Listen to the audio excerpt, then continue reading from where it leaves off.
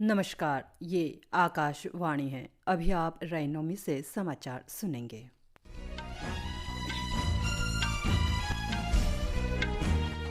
पहले मुख्य समाचार। सरकार ने लगभग 4,800 करोड़ रुपए की पृथ्वी विज्ञान योजना को मंजूरी दी। पुलिस महानिदेशक और महानिरीक्षकों का अखिल भारतीय सम्मेलन आज से जयपुर में। सरकार ने कहा अब तक 91 कोयला खदानों की नीलामी सफलतापूर्वक की जा चुकी है।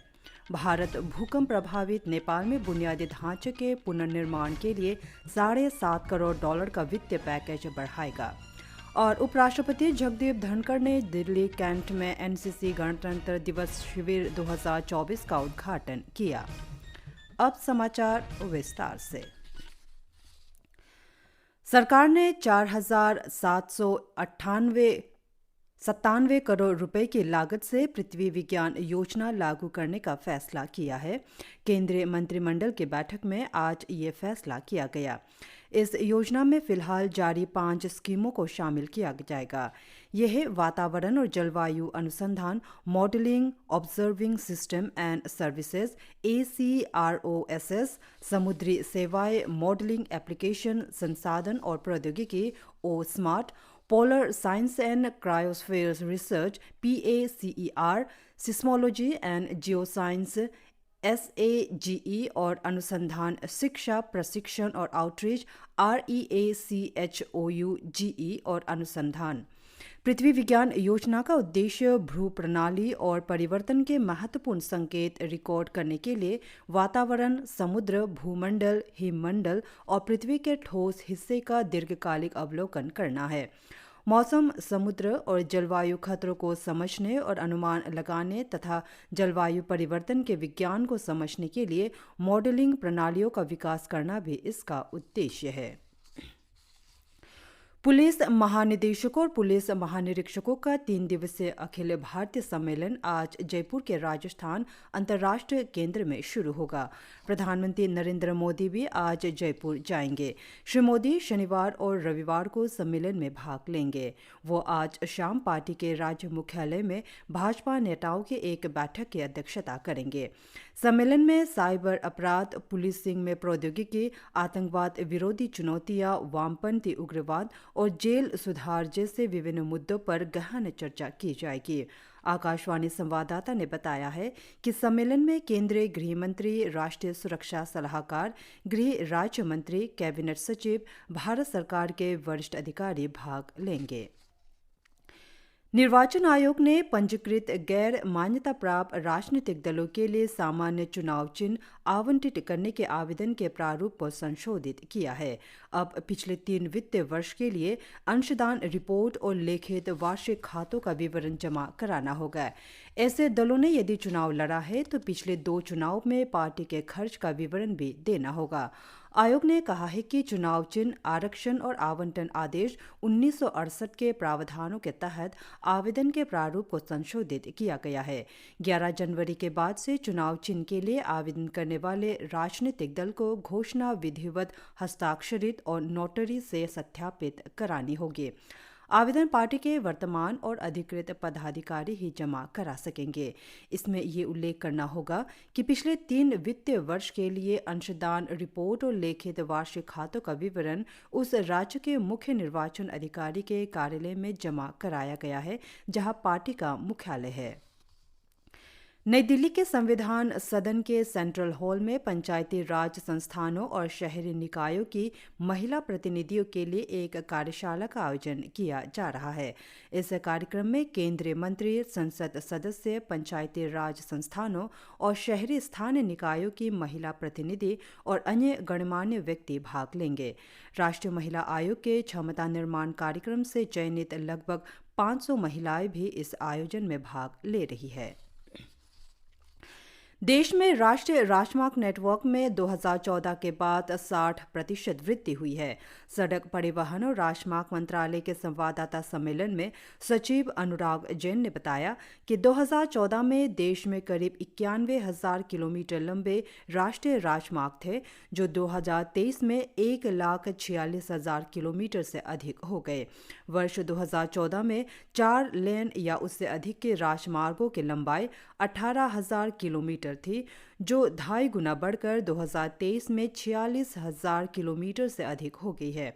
उन्होंने कहा कि 2014 में औसतन प्रतिदिन 11.6 किलोमीटर राष्ट्रीय राजमार्ग का निर्माण होता था, जो अब रोजाना 28.3 किलोमीटर हो गया है। सरकार ने बताया है कि अब तक 91 खदानों की सफलतापूर्वक नीलामी की जा चुकी है। कोयला मंत्रालय के अनुसार 6 वाणिज्यिक खदानों ने पहले ही कोयला उत्पादन शुरू कर दिया है और अन्य 3 में आने वाले महीनों में उत्पादन शुरू होने की संभावना है। वर्ष 2020 में प्रधानमंत्री नरेंद्र मोदी द्वारा शुरू की गई पारदर्शी ऑनलाइन नीलामी प्रणाली की मदद से मंत्रालय ने नीलामी के 7 दौर सफलतापूर्वक पूरे कर लिए हैं।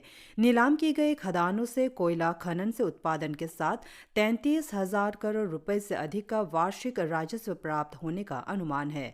मंत्रालय ने बताया है कि नीलाम खदानों से 3 लाख रोजगार के अवसर पैदा होंगे। विदेश मंत्री डॉक्टर एस जयशंकर ने आज कहा कि पिछले वर्ष भूकंप से प्रभावित नेपाल के जिले में मूलभूत संरचना पुनर्निर्माण के लिए भारत $50 मिलियन की एक वित्तीय सहायता देगा।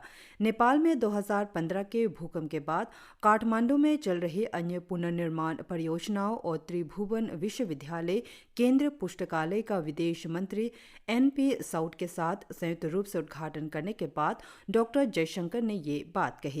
विदेश मंत्री ने कहा कि पिछले वर्ष नवंबर महीने में नेपाल के पश्चिमी हिस्सों में आए भूकंप से हुई जानमाल की बर्बादी से भारत दुखी है।